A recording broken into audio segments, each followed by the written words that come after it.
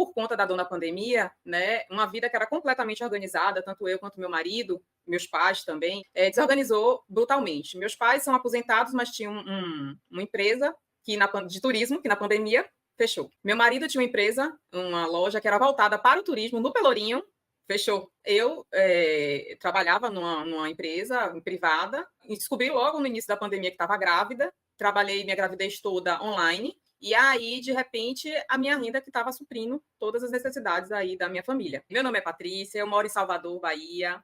Eu sou casada, eu tenho um filhinho de 4 anos, fruto de uma pandemia. Na época tinha uma reserva financeira, Lu. Só que, assim, vai miando. E criança, você sabe bem que você está com sua sobrinha aí, criança é um bichinho, é imprevisível, literalmente, o momento em que ela precisa e de quanto vai precisar com aquela, né, criaturinha. E aí, agora, o que é que eu vou fazer?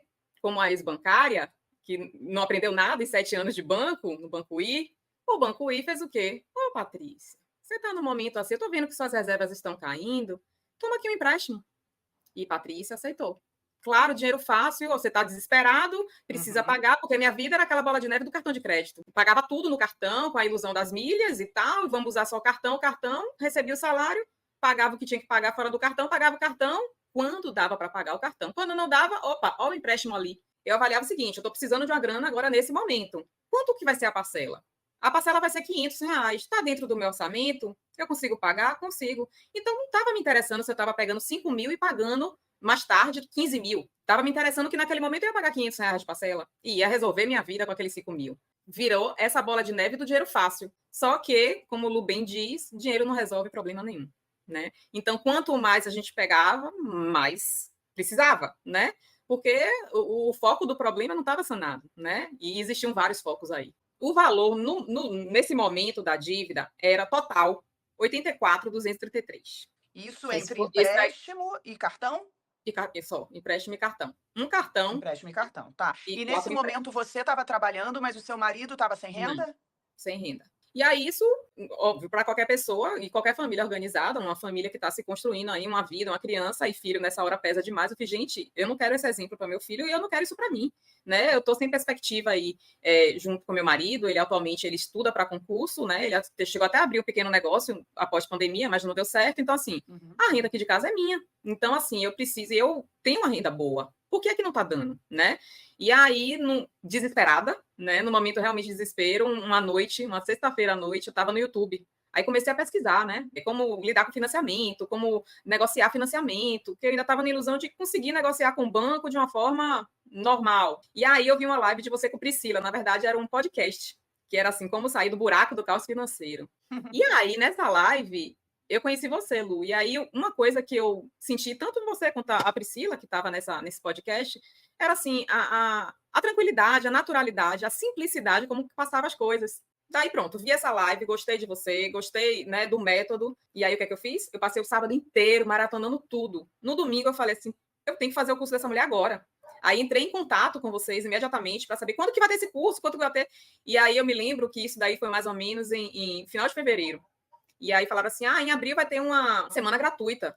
Eu fiz, pô, eu vou ser a primeira a me inscrever. Na hora que saiu, foi a primeira a me inscrever. E aí eu, assim, engoli todo o conteúdo, né? Eu até brinquei, estava vendo seus livros, tudo impresso, tudo guardado até hoje, porque eu revisito. Na semana gratuita, eu já comecei a partir para ação. O que é que eu fiz? Eu fiz, bom, tô adimplente, nada vai acontecer na minha vida se eu continuar adimplente. Vou parar de pagar agora. E aí foi a primeira grande quebra de paradigma na minha vida, porque é aquele lance do nome sujo. Criada nisso, enraizada nisso, poxa, vou ter pela primeira vez, tal. Aí eu joguei um F bem grande para cima, para o universo, e falei assim, ó, é isso que eu tenho que fazer no momento, e eu tô confiante que vai ser dessa forma. Então, parei de pagar um cartão de crédito, os empréstimos dos bancos. Acabou. Foi a primeira fase para você se autoconhecer, né? Todo mundo fala isso, acha que é balela, mas não é. Porque você não sabe que perfil, né? Qual é o seu perfil financeiro.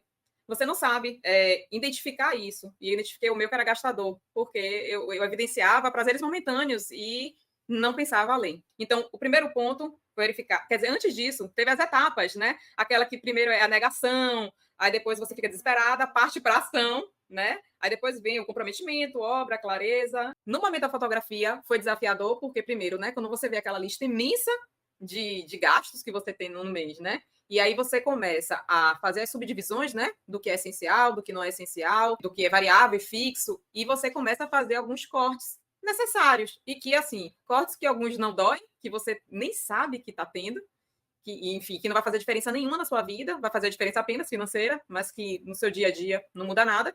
E alguns cortes também, temporários, como você bem fala, que são momentâneos, mas que naquele momento é importante ter, porque é importante que você enxugue ao máximo para que lá na frente você consiga equalizar ali, colocar todos na sua rota e assim conseguir encher seu potinho de reserva de quitação, porque eu acredito que todo mundo aqui, a fase inicial é para isso, né? E depois outros potes que virão aí, né? Eu não chorei, eu fiquei assustada, sim, mas aquilo me deu força de falar assim, pô, tá uma bagunça aqui, peraí que eu vou tirar tudo e vou arrumar tudo bonitinho para ver o que é que eu posso fazer disso daqui. Você resolveu 100%? Ou ela ainda ficou mais ou menos desequilibrada e algumas coisas você resolveu na rota?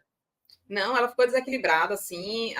A equipe sempre ajuda tanto, Lu. A gente manda, eles fazem algumas intervenções para a gente fazer os ajustes na fotografia. Eu mandei 2 vezes para a equipe, porque eu considerei algumas coisas que eu não deveria ter considerado na fotografia.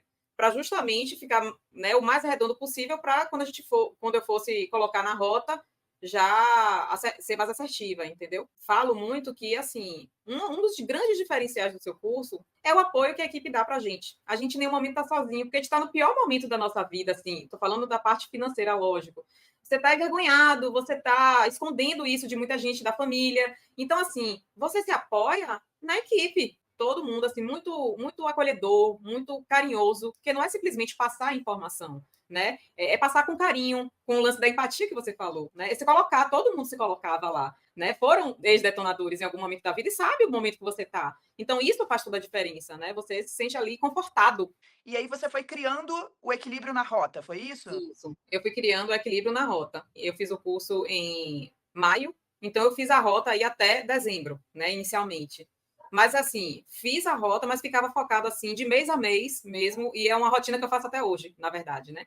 E aí na rota, quando eu projetei essa rota, lógico que, né, o dinheiro não é milagreiro, não se multiplica tão facilmente, eu tinha que fazer renda extra. E aí eu comecei a fazer algumas consultorias a empresas, a pessoas, enfim, e aí consegui também criar essas rendas extras e para poder cada vez mais com essas rendas alocar para minha reserva de quitação de dívidas. E aí pronto, e aí óbvio, né, a primeira rota que você faz tem muitos ajustes a serem feitos, a equipe mais uma vez vem dá as orientações e aí quando vira o mês é que você tem que fazer os devidos ajustes e aí começa a ficar cada vez mais real aquela rota, né? Cada vez você realmente consegue enxergar para onde vai, não. Aonde você quer colocar o seu dinheiro. Agora é eu que mando nele, eu que digo para onde ele vai e para onde ele não vai. Não me proíbe de fazer coisas que, de repente, não estão previstas na rota. Você pode fazer, só que você faz com consciência, sabendo que você vai ter que remodelar aquela rota para que aquilo não desajuste tudo até o final do ano. Então, assim, você tem consciência da coisa, né? Tem clareza de como que está seu dinheiro. Mas, por exemplo, eu não uso mais cartão de crédito. E não é porque eu não tenho crédito, porque eu não tenho cartão. Eu tenho cartão, né? Hoje em dia eu opero com um banco virtual que eu tenho cartão. E eu uso para algumas coisas. Tem pagamentos virtuais, então eu tenho que usar o cartão. Mas assim, minha fatura no cartão é R$ 400. Que é isso? Não existia isso, nunca existiu, né? Então, assim, são gastos que estão dentro da minha rota. E aí vem a questão da negociação, né? No segredo dos bancos, o pessoal vai ter mais noção disso de você sempre estar colocando para o gerente do banco, no caso eu colocava, que eu tinha intenção de quitar, só que naquele momento eu estava assessorada, eu estava mentorada por uma pessoa, e que naquele momento eu não tinha como bancar aquela dívida, arcar com aquele valor, e que eu estava fazendo uma reserva de quitação, e num dado momento eu ia quitar tudo à vista. Então, assim, eu conversava muito, eu negociava muito, e assim, eu via que o valor ia caindo, mas ela não caía de uma forma em que eu conseguisse arcar, até porque estava uma coisa completamente fora de cogitação quanto estava essa dívida, que era uma dívida que iniciou com 84 mil e estava 302 mil. Surreal.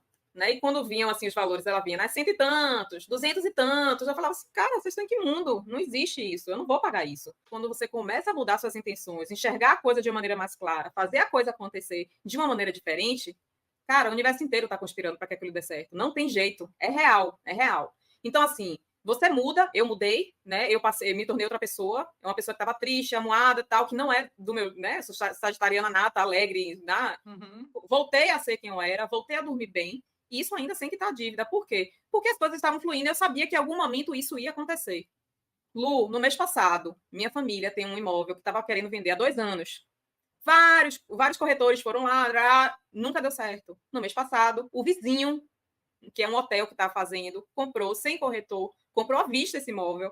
E assim, um valor que ajudou a todos e também eu fiquei com a parte que também já botei para investimento, não quis nem tocar, nem fazer a parte da minha reserva. E aí, nesse mesmo mês passado, a gerente falou assim: Patrícia, tô com uma oportunidade de último momento aqui. Aí, dessa dívida que estava nesse montante total aí, ela falou assim: eu ofereço, tenho aqui uma proposta para você de 35.490. E aí, nesse momento, o que é que acontecia? Quando eu fiz os ajustes de quanto eu efetivamente devia para o banco, estava até inferior ao que eu peguei emprestado. Né? Então, eu falei assim, poxa, eu não vou ficar aqui esperando. Eu sei que se eu esperasse mais tempo, de repente eu poderia quitar por 20 mil. Mas não era essa a minha intenção. E eu já tinha uma reserva que conseguia fazer essa quitação.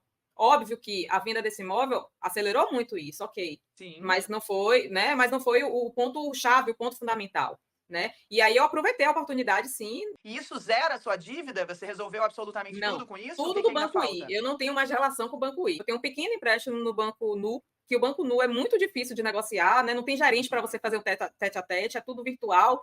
Então, assim, são empresas administradoras de dívidas que não negociam nada. Então, eu falei assim, tá, se você não está com pressa, eu também não estou. Mas é uma coisa pequena, irrisória, que está dentro da rota. A qualquer momento que ele me ofereça uma proposta factível, aquele lance. Eu quero pagar o que eu devo, não quero pagar nenhum real a mais. Uma frase que você fala muito, Lu, que eu me identifico, que eu falei assim, sou eu. Eu sou imparável. Eu sou imparável desde que eu comecei a minha vida. Minha mãe sempre falou, Patrícia, você só precisa de uma oportunidade de entrar em qualquer empresa, lá você se destaca e cresce. E foi assim toda a minha vida profissional.